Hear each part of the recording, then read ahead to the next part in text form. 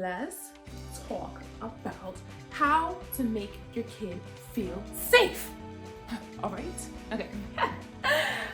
Now that I have your attention, here are 5 ways I keep my children safe. You see, I am a girl mom. I have 3 little girls, so precious, 4-year-olds, 2-year-old, and a 5-month-old. And I take pride in being a mom that makes my child feel safe. Growing up, I want to say I didn't always feel safe, and that is honest to God. Sorry, mama and daddy, but it's the truth. You know, we're in a new era now, and I feel like our generation is really taking the time to gentle parent, making sure we really try to break these generational curses.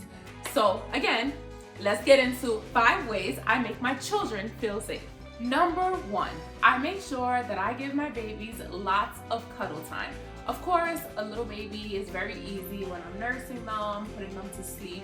I get so much cuddle time. I'm obsessed. It makes me feel so good. But I also make sure I cuddle my 4-year-old and my 2-year-old just as much. When I'm putting them down for bedtime, I make sure I hold them for quite a few minutes.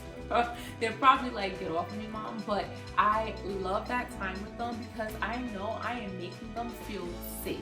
I'm giving them that security that they need to know that mommy loves you as she always has. No matter how many kids she keeps on having, she is here to protect you. Those strong hugs really make a difference.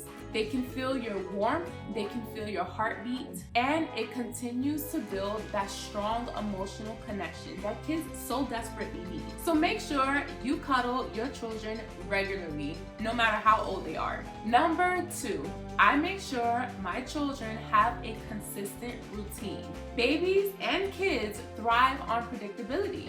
So at nighttime, I have a specific routine for my children. When they come home from school, they do their homework or they play. They can help me cook dinner at times. They eat dinner.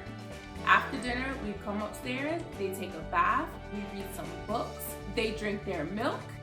We either play a game or I'll tell a bedtime story, sing some songs, listen to some songs, but it's the same routine over and over and over again. My children already know that after dinner, it's time to go upstairs, and they always ask me, we're gonna take a bath? Is it bedtime after that?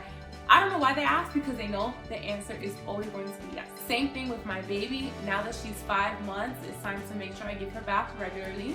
She'll get her bath, she'll get some milk, she'll get a nice massage while she's getting dressed. We turn on the white noise machine, the fan, the humidifier, and put her safely in her bassinet or crib when the time comes.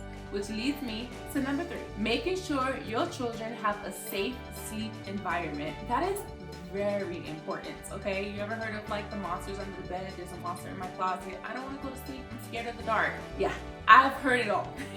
So starting off with the baby, of course, you want to make sure your baby is laid on their back, okay? Nothing in the bassinet or the crib. You don't want any SIDS, God forbid, happening. You don't want any like smothering happening. You want to make sure your baby is completely safe. Also, the fan is really good for that because it circulates the air, so God forbid like there's too much carbon dioxide happening, the air from the fan helps circulate. That's a pro tip. You're welcome. Now with the big kids, like I said, they're scared of the dark. There's monsters under the bed. So I want to make sure my children are safe. I want them to feel safe and know that they are safe. My children, 4-year-olds and 2-year-olds, they sleep in the same room. That's my preference. I feel like I just want that sisterly bond. But I have a nightlight for them too, actually, because they're scared of the dark. But this makes them feel safe. It's not me telling my children, hey, you know, you're fine. There's no monsters here. You'll be fine. You'll be okay. Deal with it. No, I am making their fears real and telling them that they're going to be okay. Why? Because I put a nightlight in there for them to be able to see. You know, their fears are real and it's rational to them. No matter how irrational it feels for us, it's rational to them. So I give them their 2 nightlights. When my daughter, the other night, she woke up screaming, crying, my 4-year-old, there's a monster under my bed. We ran in here, we turned on the light, and we checked under the bed, and we let her watch us. Gave her a hug and told her, listen, there's no monsters under your bed. Mommy and daddy both checked. Give me a big hug. You are safe. Even my 2-year-old, when she's scared, she says she's scared of the dark. listen, there's night lights, there's a camera right there. I tell them and I show them. I don't hide. There's a camera right there. Look right over there. That is the camera that mommy and daddy watch you. And we watch you all night while you're sleeping so that we know you're safe and we can protect you. And trust me, like that works like a charm. And she lays right down and she's like, okay. And I tuck her in and give them big hugs and kisses and I leave. Do not make your kids feel like their fears are not real. That is very important in keeping your kids safe. Now, just as I said, I run in when my babies are crying and they're scared of the dark. That is number 4 on my list. Making sure you respond immediately to your children's cries. No, it's not about spoiling them. It's about letting them know you are their protector. You are here to make sure they are safe. What is wrong? Why are you crying? How can I fix it? How can I help you? So obviously with the baby, anytime my baby is crying or fussing, I want her to know that I didn't leave her. She is protected and I'm going to pick her up. I'm going to rock her. I'm going to let her hear my voice, give her my gentle touch, hugs, and kisses. And I do the same thing with my 4-year-old and my 2-year-old. And sometimes, okay, they just whine because they want attention. But guess what? I try to give it to them because this lets them know that they are loved and they are protected and their needs need to be met as well, and I recognize that and I understand that. So I try as quickly as possible to respond, and sometimes it's not with the hug, I'm doing something, but it's a, what's the matter? Are you okay? What can mommy do to help you fix this? And sometimes it's as simple as, mommy, I need a hug, honestly. My children have told me that. I've given them a hug. They're just having a bad moment, and that hug makes everything feel better. You see it in their face and you see it in their energy.